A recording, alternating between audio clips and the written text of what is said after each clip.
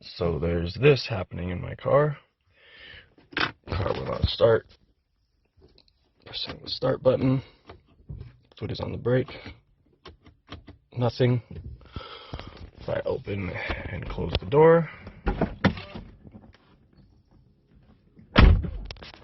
still not engaging. And now my car will start.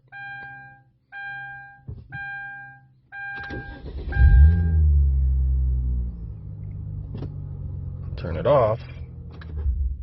It's just fine. Can still do it. Open the door. Close. Looks like it's not going to work. Open and close.